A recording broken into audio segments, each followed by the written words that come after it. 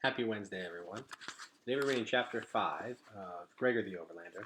Where we left off last, Gregor and Boots had just arrived in Regalia. They've met Luxa and Vicus. Luxa seems to be the queen or someone of royalty, and Vicus seems to be some kind of advisor.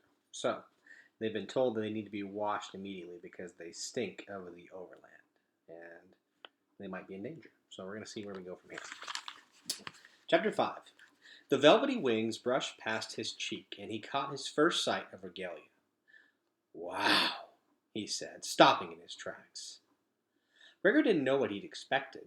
Maybe stone houses, maybe caves, something primitive. But there was nothing primitive about the magnificent city that spread before him. They stood on the edge of a valley filled with the most beautiful buildings he'd ever seen. New York was known for its architecture. The elegant brownstones, the towering skyscrapers, the grand museums. But compared with Regalia, it looked unplanned, like a place where someone had lined up a bunch of oddly shaped boxes in rows.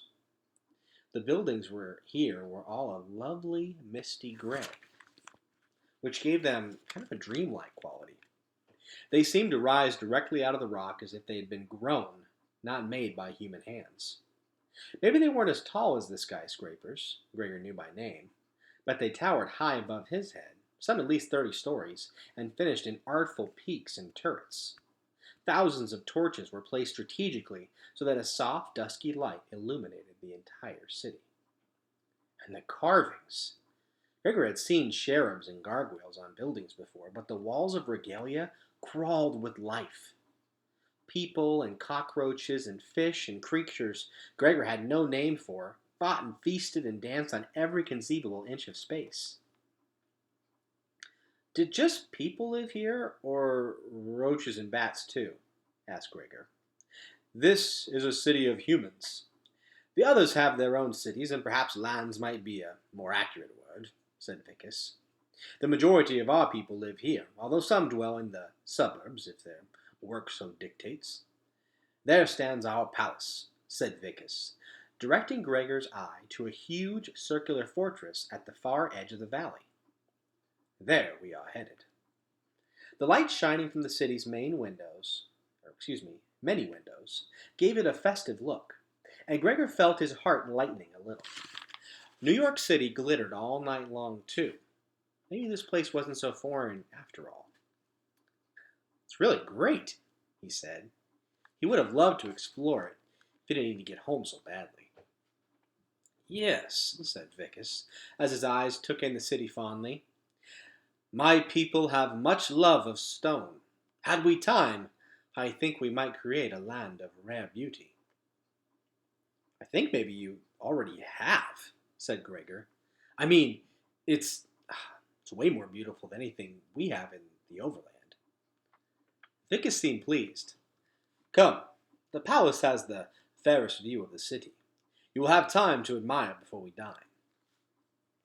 As Gregor followed him down the road, Boots tilted back her head, turning it from side to side. "What did you lose, Boots?" "Moon," asked Boots. Usually you couldn't see the stars from where they lived, but the moon was visible on clear nights. "Moon!" Gregor looked up into the inky black sky and then realized that, of course, there was no sky. They were in some kind of gigantic underground cavern. "No moon, little girl. No moon tonight," he said. "Cow jump moon," she said matter-of-factly. "Mm-hmm," agreed Gregor.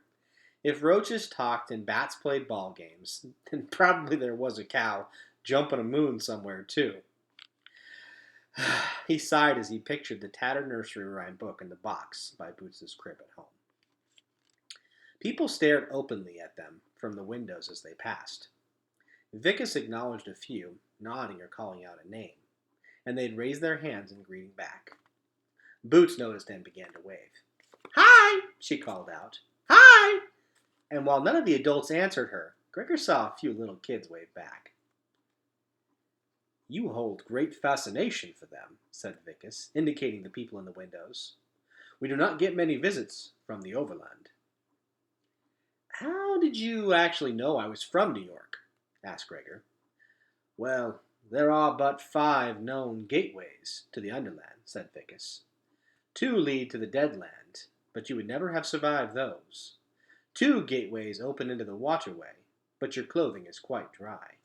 You are alive, you are dry, and from this I surmise you have fallen through the 5th gateway, the mouth of which I know to be in New York City. We're going to stop there for today. So tomorrow we will continue with Chapter 5. Boys and girls, I hope you have a great day.